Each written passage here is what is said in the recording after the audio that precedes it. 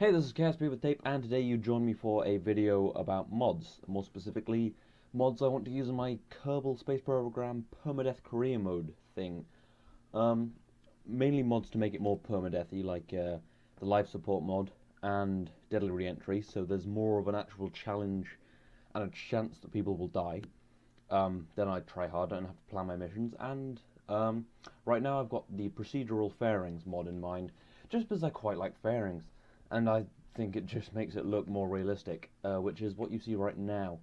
Um, so I'm just going to talk through the mods real quick, and then launch something with fairings, and then show off the Deadly Reentry mod and the Life Support mod.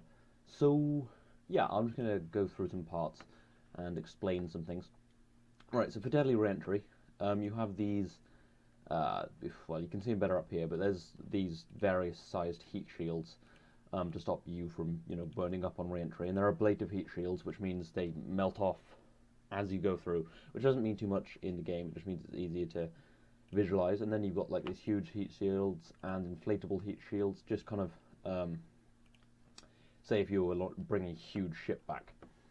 Yeah, so that'll be better explained. The actual mod and activities of heat shielding and deadly reentry will be better explained when I actually demonstrate re-entering. Um, okay, next we have life support.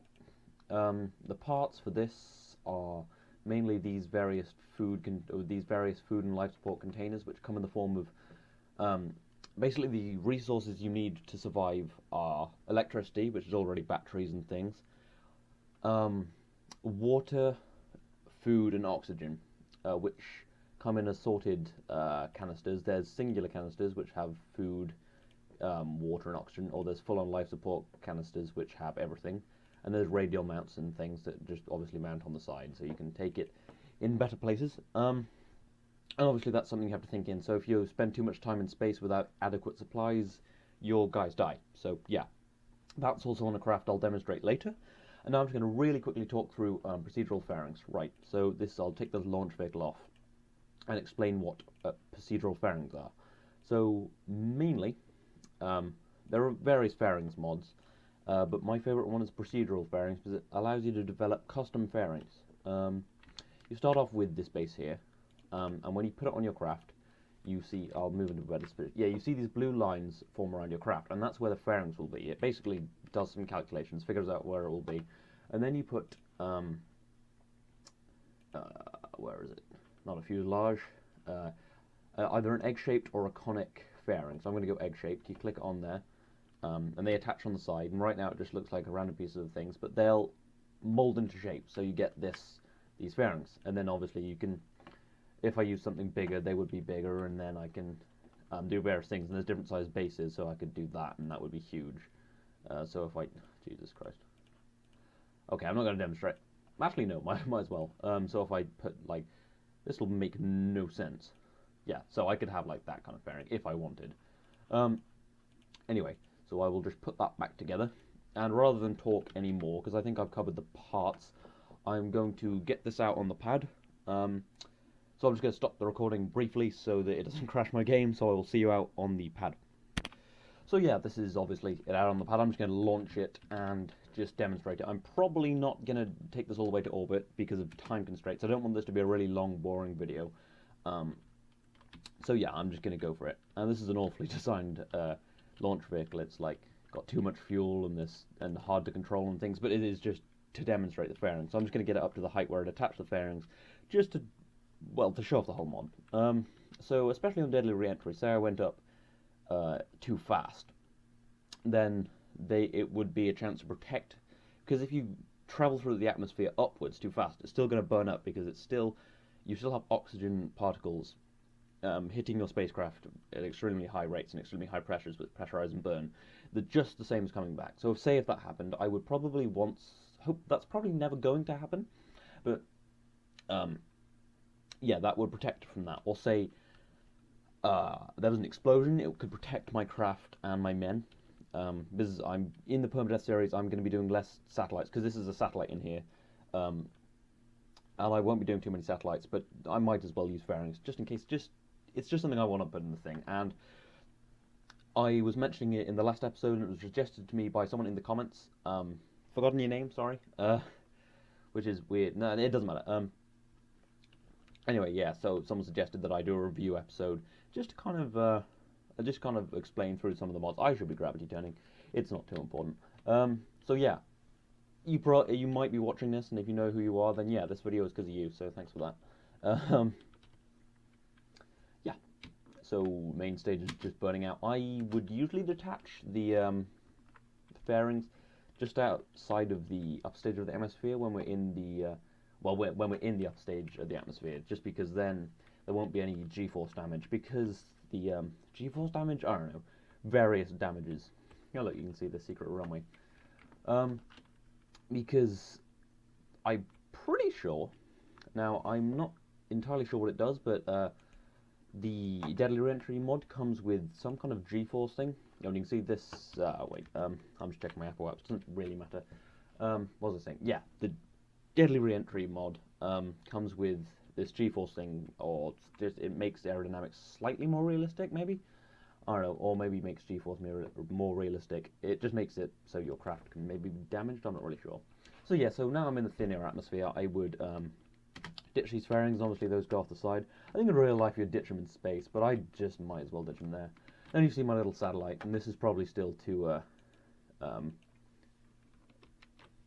wonder if this will rip off. No, see, yeah, so that's got it up to a safe distance. I'm near space now, and this would just be a little, toggle talk? No, wrong thing. Oh, well, that has no talk now. So that would be, obviously, my little, communication satellite. I'll just open all these things up. This is live commentary. You can probably tell by how awful my commentary is, but it just made sense. So yeah, that'll fly into space and do various things. Anyway, I'm just going to skip ahead and go right to the craft I have sitting in an orbit. Just let that fall to Earth. Yeah. So I'm going to go to the craft I have sitting in orbit to demonstrate the other mods I want to use. I will see you in a second. Yep, so here we have my little craft with various things on it. Coming up to the apoapse, I put it in a high eccentric orbit, so when I deorbit it'll be a little faster and it'll explain the deadly reentry a little better, maybe. So yeah, this just has the standard life support thing on, which has a collection of food, water, and oxygen. There is some in the pod which is being used up. As you can see in my resources tab, the food, water, and oxygen are going down, and the carbon dioxide waste and wastewater are going up, as my Kerbals eat, drink, and breathe. And such like. So I've basically devised, and there's a heat shield under this decoupler here. I've basically devised this little spacecraft in two parts. It has the main pod and the parachutes, and the coming back bit with the heat shield, which we'll see later, and this little service module, or I'm not sure exactly what it's called. Oh look, the moon's really close. With all the engines, life support, batteries, and things. I'm hoping it's taking the oh no, I'm getting electric charge, right, yeah. Anyway, so I am just going to deorbit this to demonstrate deadly reentry. I think there's not too much to cover for this, for the life support. Just basically, you need to bring life support into space or you die. And there are things that can generate oxygen, I think, and maybe food. That would be logical, but I don't know how they would do it. Ooh, will I hit the moon as I deorbit? Who knows? So I'm just going to... Oh, I'm pointed the exact right way. Activate my engines. Ooh, how am I going to... Yeah, so... Please activate. Okay. Oh, it's still time warping. I know what I'm doing. Freaking do the engines. I had to click like... It might be my mouse bar, might be the game. Oh no, I'm not looking at the Apple apps. Okay, I'm going to bring that down to about 25. 20. Okay, that'll be a fast re-entry. Anyway, I brought it up to this kind of... I brought way too much fuel. It doesn't matter. I brought it up to this kind of altitude to demonstrate... Oh, hey, moon. Gonna hit it. I'm not gonna hit it. Look at that. There's another thing on orbit.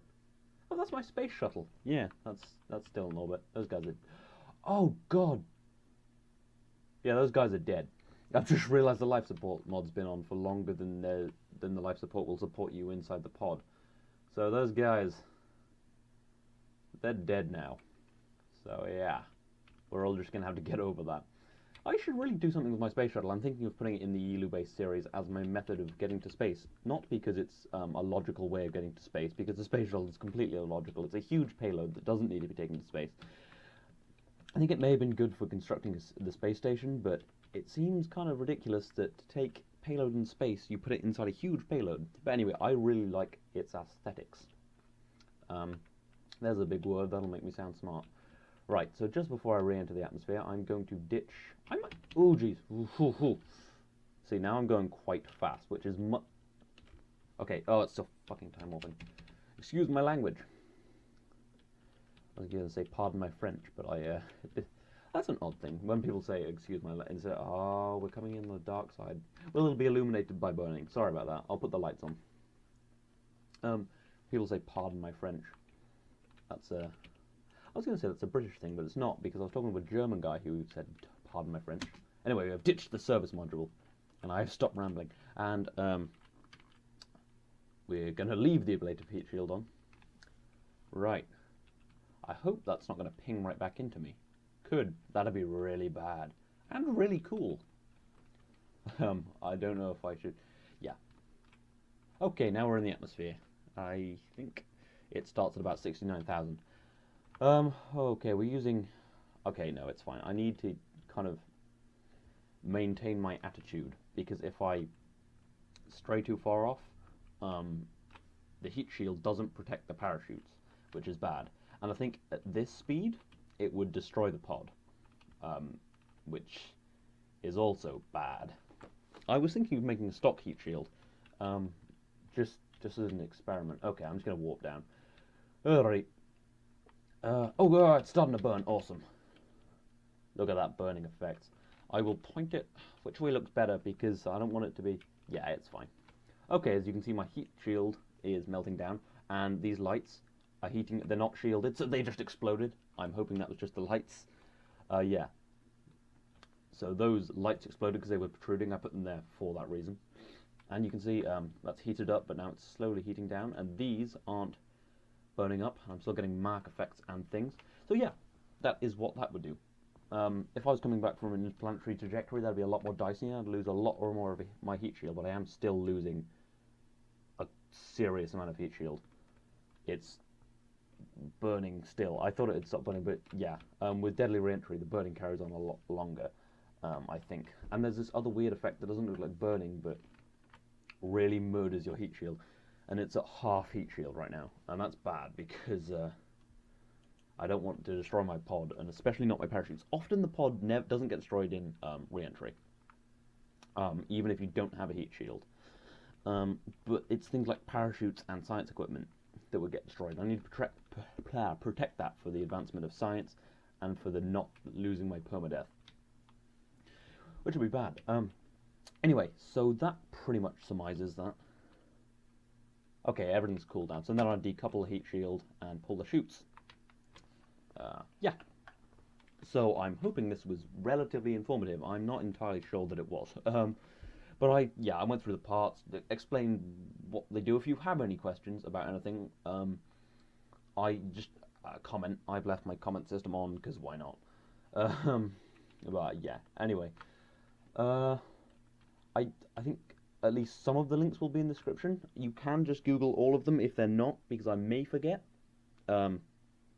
But anyway, so if you've liked this video, feel free to like this video. If you want to see the series these will be used in, it is the Permadeath Permadeath career mode. Go check that out. There will maybe be a link now. Yeah, future me, put a link now. Alright, okay. If you want to see someone else, something slightly different, go check out my Elu-based series. Oh look, see, my food has drained down. That's a thing. Yeah, there you go. Yeah, so go, if you want to see that, go check that out. If you want to see other games with other people than just me, go check out my other channel, link in the description, and maybe now. Yeah, on screen now, that's what I'm saying now. Anyway, yeah, anyway, this has been KSP with Dave. I will see you next time.